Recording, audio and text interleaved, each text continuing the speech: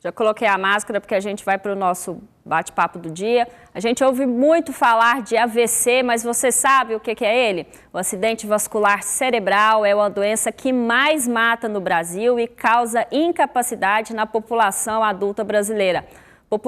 Popularmente conhecido como derrame, cerca de 70% das pessoas que sofrem o AVC não retornam ao trabalho e 50% ficam dependentes de outras pessoas no dia a dia. Nesta semana foi celebrado o Dia Mundial de Conscientização e Combate ao AVC. E para trazer mais informações para a gente sobre este assunto, a gente conversa agora com o neurocirurgião endovascular, Marcos Spadoni, a quem eu já agradeço a participação aqui no TBC1. Boa tarde, doutor. Boa tarde, obrigado pelo convite. Doutor, o que é, então, o AVC? Como que ele acontece no nosso cérebro?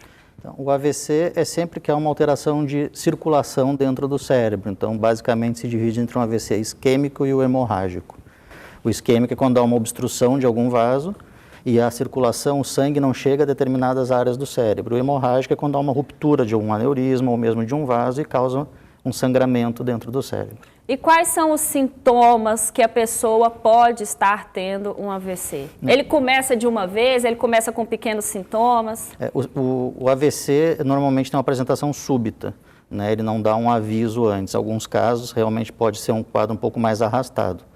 Mas a apresentação clínica depende da localização do cérebro em que acontece esse AVC. Se a falta de oxigenação ocorre numa parte da fala, se é do lado direito ou do lado esquerdo. Mas, basicamente, o que se utiliza hoje é uma regra que a gente associa ao SAMU, as letras S-A-M-U, que isso simplifica para a população poder identificar um paciente que esteja com um quadro de AVC agudo e necessite um atendimento. Então, a letra S de sorriso, pedir para a pessoa sorrir, e nesse momento se observa se existe algum tipo de assimetria no rosto, se a boca está torta, se o olho não mexe. M, pedir para a pessoa cantar uma música. Então, para a pessoa falar, ver se a fala está normal, se a fala está arrastada, ou se ela realmente não consegue falar ou compreender aquilo que a gente está falando, né? A pessoa andar, então, a dificuldade de caminhar, tudo isso daí. E a letra U de urgência. Então, você identificando um AVC, S-A-M, U, urgência, ligar para o SAMU imediatamente para se fazer o socorro o mais rápido possível. Doutor, e a gente está vivendo uma pandemia e tem casos de pessoas que tiveram Covid, que evoluíram para um caso de AVC. Por que isso acontece? O Covid é uma doença, hoje, que a gente já sabe que é uma doença sistêmica. Então, ela comete realmente vários órgãos e ela causa um aumento da coagulação do paciente. Então, em muitos casos, esses coágulos podem se formar e se deslocar até o cérebro. E, nesse momento, gerar uma falta de oxigenação no cérebro e gerar um AVC. Os pacientes que têm trombose, que sofrem de trombose, eles podem desenvolver um AVC?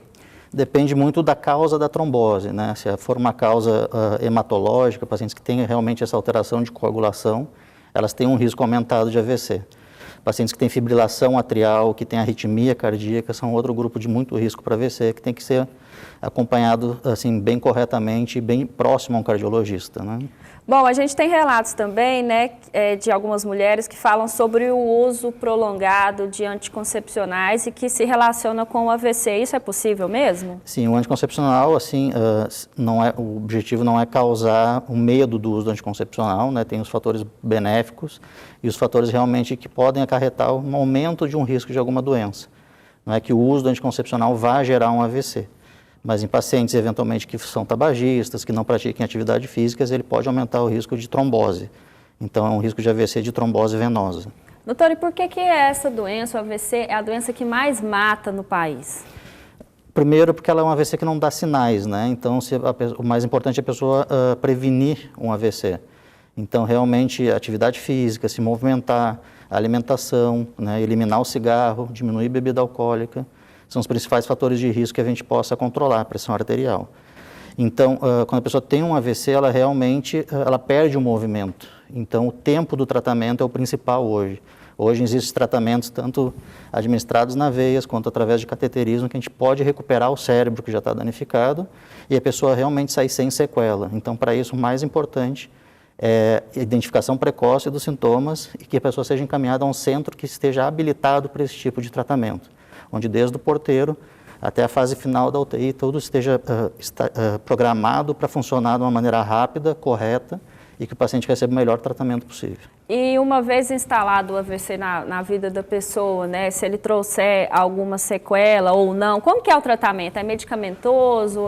Tem que fazer fisioterapia? Como que O tratamento na fase aguda é esse. Então, o paciente que chega rápido ao hospital, ele tem a chance, né, o privilégio de receber ou uma medicação na veia, que ajuda a desobstruir o coágulo, ou ele pode passar por um cateterismo que nós chamamos de trombectomia mecânica, que com um catéter a gente vai até dentro do cérebro, no local da obstrução, e retira esse coágulo, né, reperfundindo o cérebro. E isso, infelizmente, a gente só pode fazer num curto período de tempo, num tempo determinado. Então, os pacientes que chegam após esse período, que estão num local que, infelizmente, não tenha disponível esse tratamento, eles já são trabalhados na prevenção secundária, né, no fato de se evitar um novo AVC. Então, o uso de antiagregantes plaquetários, para deixar o sangue, como popularmente se fala, mais fino, né, evitar a formação desses coágulos para que um novo episódio aconteça. Avaliação cardiológica, avaliação das carótidas, ver se tem placa de gordura, que são as principais causas hoje de AVC isquêmico. Bom, então para a gente prevenir a questão do AVC na nossa vida, o senhor citou aí que é fundamental, então a pessoa ter boas práticas alimentares, de exercícios. Exato. Toda doença tem um fator de risco modificável e um não modificável. Eu não posso modificar a minha idade nem a minha genética, mas eu posso modificar o meu estilo de vida. Então, atividade física, né, eliminar o tabagismo, controle da pressão, obesidade, diabetes, tudo isso sendo controlado, a gente consegue minimizar ao máximo o risco de um AVC. Tá certo, eu agradeço então a participação do Dr. Marcos Spadoni, ele que é neurocirurgião endovascular, veio falar para a gente então sobre a importância do Dia Mundial de Conscientização e Combate também ao AVC, te lembrando que é a doença que mais mata brasileiros aqui no nosso país.